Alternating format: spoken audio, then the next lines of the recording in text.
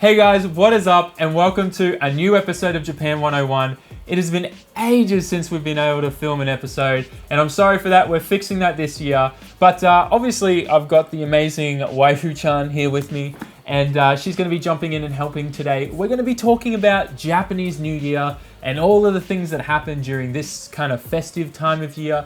And there is actually so many things that culturally happen in Japan for New Year's that it's probably near impossible for us to mention all of them in one 10-minute video, let's say. So we're going to go through some of the biggest and the most, frequently done things and like just highlights of everything that you're going to experience and get to see if you're ever here in Japan visiting during this time of year of Christmas and New Year's. So let's jump into it.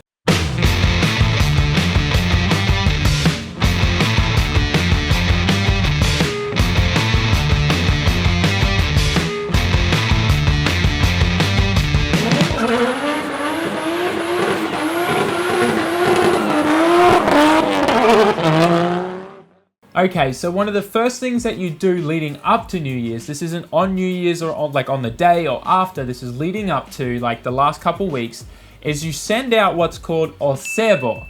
And babe, I think you can best explain this. So it's like a gift pack that you can send to your client or someone you're really close with, or even in some parts or some people they want to give it to neighbors and stuff. And then it just means like a gift pack of like thank you for this year and next year let's have a good relationship and kind of thing. So for an example is these boxes, they normally come in like a box or a little pack and they've got special wrapping. You can tell them from a mile away, right? Like they're really obvious what they are. And I guess the easiest way to how I interpret them is it's a way of saying thank you so much for helping this year, or our friendship this year, because there's two different types you can send, right? There's one like based on friendship kind of thing, or just in general, or there's like the business kind of one too, because you send these to your business like suppliers and things like that to say thanks heaps for all your hard work and helping us through business this year. So for instance, at the end of last year now, I had May go through and send and book these Oseibo packs to go out to the people that we deal with. So like Koshikubi down in Goto, Nagasaki, Oka-chan from Yashio Factory, and then like Tomei as well. So the way it works is we sent that to them and you can choose what you want to put in them, right? So for instance, I know Oka-chan really loves good quality beef. So we chose one for him that was like, it was fresh raw meat, right? Yeah. We literally sent him a box of raw meat. As weird as that sounds, it's actually super good to do here in Japan. And there's a service for it. Yeah, exactly. And it arrives like in cold packs and everything to him. And he was like, oh my God, thank you so much for the awesome meat. And like, that's such a weird thing. Like if I shipped someone meat in Australia, they'd probably think I was trying to threaten their life or something. But that's the kind of thing. It can be sweets. It can be the little kind of, what do they call those little rice cracker things in Japan? What's the Japanese term? Osenbe. Osenbe. Like there's so many different things that you can send. Like you can even send fish, like raw fish, like sashimi and stuff. Well, I think last year on Koshikubi-san sent us like noodles. Udon. Really good udon. Yeah. Koshikubi-san sent us some udon last year. That was really good. But yeah, like there's so many things you can send, and it's just a way of saying like thanks heaps for this year. It's been awesome working with you, or it's been awesome doing life with you, and here's a little gift for that. And in the new year, let's keep doing the same thing is kind of what it's saying. Saying you appreciate one another kind of thing, right? And let's continue that. So the next thing that you would start seeing around the New Year's, it's something called Kadomatsu. Kadomatsu is really pretty. Well, at least I think so. Like I look at it and you see all the houses with it and it looks kind of nice, especially, if it's snowing at that time of year, how pretty does it look, right? And it's literally like this pine tree kind of thing. We'll throw up a photo.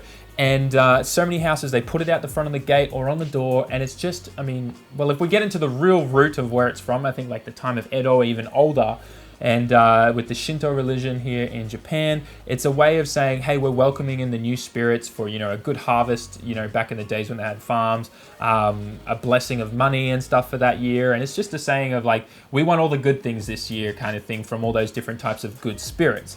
Now, in this day and age, it's less about that kind of thing, but more about saying a celebration or inviting and saying, hey, Happy New Year, let's have a good year, and just a way of celebrating that. Kind of like what Westerners do with the wreath on their doors with Christmas, right? And that's another thing. Christmas isn't celebrated here in Japan. I've said that before in other Japan 101 episodes.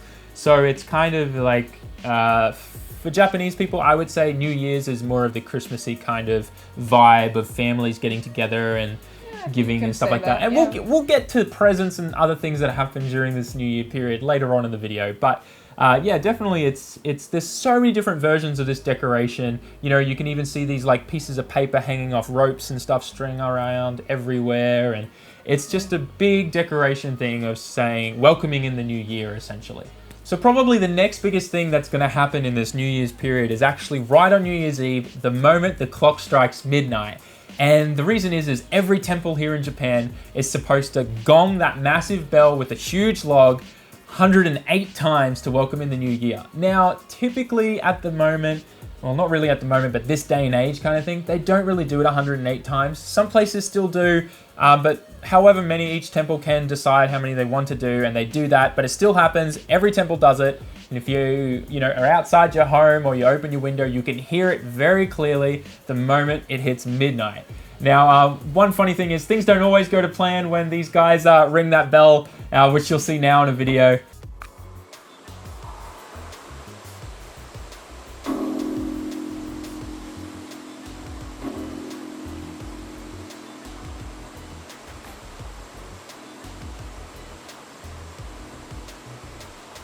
So another thing that you'll start seeing around New Year's is something called Fukubukuro. Yeah. The thing I missed out on this year.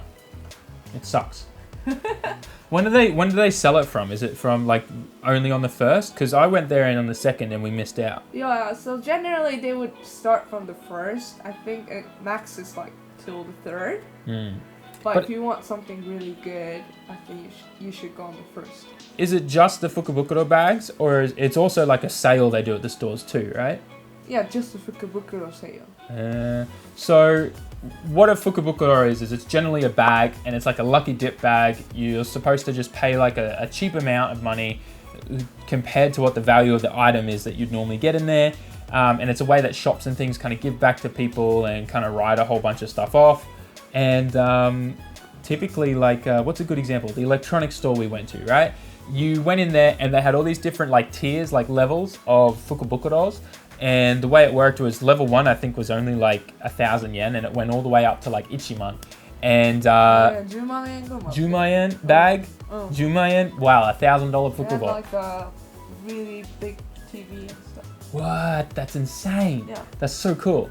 So the TV would probably be worth way more than that. Yeah. Anyway, so, and the way it would go is you'd go in, let's say we went and wanted the 5,000 yen, the $50 bag, and you'd pay $50 and you'd get a bag and you wouldn't miss out on anything. There wasn't like too bad second chance kind of thing. It's literally you get something in there, it just depends what you'd get. And it would tell you, these are the bags that are in this lucky dip. One of them was being like a full Panasonic like electric razor kit for men. Then there was another one which was like a full home kerosene heater. Then there was another one which was like, a whole bunch of girl stuff straightening, like full kit, like of one of those Dyson hair dryers and stuff. Like it was awesome, right? And you'd pay 5,000 yen and you just go and pick a random bag that was there. You can't see what's in it. And then you'd get what you'd get. And this is kind of like another cultural thing that ties into a few other things that we're going to talk about. One of them being Toshidama, which is, we'll explain later, but that's kind of when like the parents give money to the kids and they then want to go and spend that and buy things for themselves. And that's a good way for them to do that, is to get these Fukubukuro bags. And unfortunately for me, I missed out this year. I wanted to really get one from Up Garage. They were 10 yen each, and so upset that I missed out.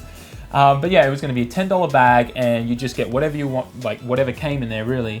and it was going to be this awesome thing. Anyways, I keep talking about it because I'm upset I didn't get one. But I missed out. We went there on the 2nd, and typically you said they're supposed to be for 3 days, so I guess they all sold out. Now, for me, first thing on the 1st, I would wake up and just try and get all the Fukubukuros from the stores that I wanted, car stores.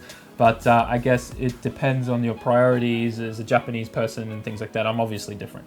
Okay, so it's now the 1st of January and you've just woken up, you had an awesome sleep in, you're feeling great, and you go downstairs, but wait, you can't have your normal breakfast that you normally would every morning, right? For me, that would be like Vegemite on toast. For you, that would probably be... Vegemite on toast. That's right, because I converted her. Vegemite is amazing, I don't care what you say.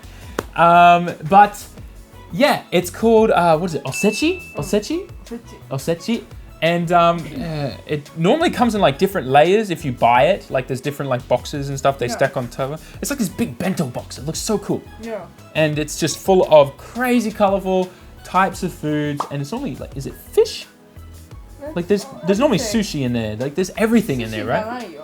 Sashimi. Sashimi mo nai yo. Honto? Oh, it was the egg stuff, the fish egg stuff. Yeah, kind of. I think you should show a photo. Yeah, we'll show photos. Yeah, but it's generally something that you can cook it at home. And if you're really like from a traditional family, you're trying to do some dank memes there, babe. I'm not sure what that is. If you're really from a traditional family, they actually make it from scratch. Yeah. So, like, is that something the whole family does together? Yeah. Ah, that's pretty cool. Yeah. See, I didn't know that. That's awesome. So it's, like we said, we'll show you some pictures. But when I had it, we went to May's parents' house on New Year's Day, and they had the big boxes, and we all got to eat it together. Wasn't there the fish egg one that was supposed to be good for fertility? Fertility. Fertility. 2 words you don't want to get mixed up. Fertility, and they were trying to make us eat it as if we were going to have kids soon, right? Like, anyways, so you eat that, which is supposed to be like this special only thing you eat for the first meal of the new year, and then after that, you all jump in your car. Well, you know, typical Japanese families that really follow the Shinto religion, and what you do is you go to your local shrine and you buy what's called Hamaya, which is direct translation would be demon breaking arrow. It's actually a really pretty kind of looking thing. It's like a nice, arrow from a bow and arrow, not talking like an arrow on a street sign or anything. And it's wrapped in like this clear cellophane. Sometimes can even have flowers with it, I've seen. Like it's very interesting. And it's literally an arrow that I guess we could say means like it's a good luck arrow for the new year. But the reason why it's called a demon breaking arrow is because it's meant to break off any demons that have attached themselves to you from the previous year. So it's essentially wiping the slate clear, saying what happened in the old year is dead and gone, and now you got a fresh new year with no demons attached to you from the previous year. So it's like wiping the slate clean is the easiest way to explain it. And it's one very big heavy thing from the Shinto religion, which dates back generations. Very, very old time of it, or before that even. So it's really interesting, that part of history. At the same time they buy that from the shrine, they'll also go up to like the main part of the shrine where they drop the money in and ring the bell and do their prayer for the year, which generally means like, hey, help me do really well at tests and get A's and stuff for kids, and do well in sports and win this year at this and that. And yeah, it's always like a positive thing, right? It's never a negative thing, except sometimes I think some girls will be like, make sure that person breaks up with them so that I get to date him and stuff like that. Japanese girls can be so like savage when it comes to dating and revenge and guys and that whole love triangle thing in anime. It does happen. Anyways, next thing would be you come home and you can't touch anything, like clean anything. If you clean anything, what's supposed to happen? Bad luck, isn't it? What I've heard is if you vacuum, well, vacuuming or sweeping, right? You generally are pushing out dust. Oh, you're pushing. So that they think it's something like you're pushing out luck. Yeah, because everything about the first day is to bring the good luck in, and if you start doing that, you're kind of getting rid of it and you're screwed, apparently. There's a lot of stuff like this in Japan, the superstitious kind of spiritual stuff. It's interesting.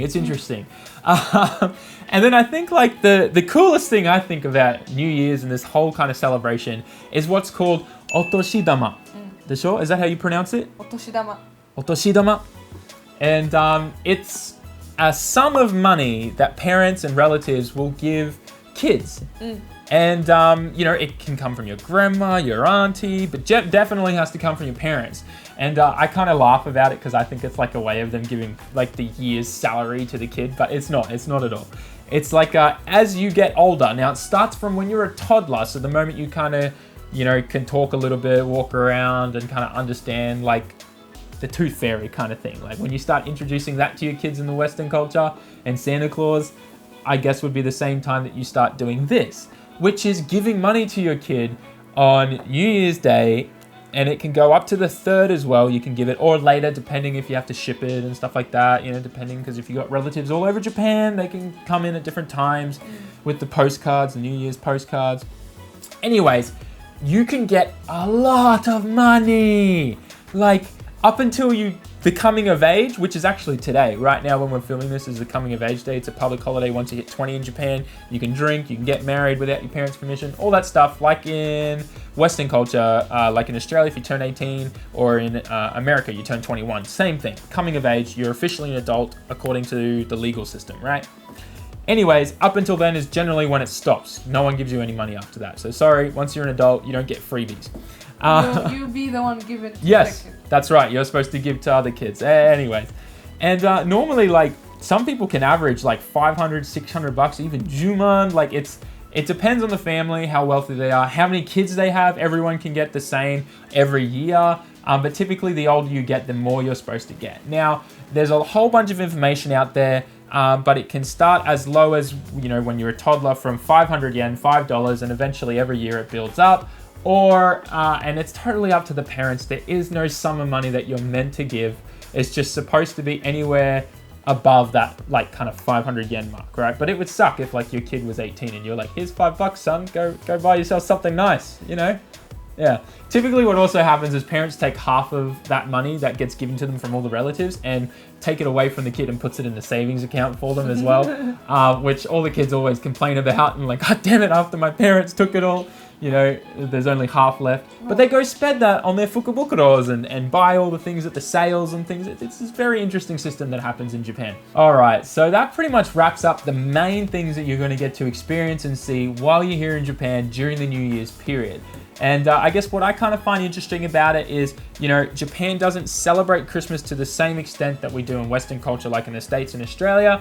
It is getting more and more popular every year. So I think in a number of years or so, it's definitely going to be full-blown crazy Christmas that you see in the States and things because of influence and stuff like that, which is actually really nice to see families getting together and stuff on Christmas Day. But otherwise, I think it kind of balances out. Like, it seems like a lot more kind of giving kids money and sales and specials that the companies do to give back to the community and things like that. It's kind of like Japan's almost Christmas already does exist, but it's just New Year's kind of thing. I don't know. You tell me what you think in the comment section.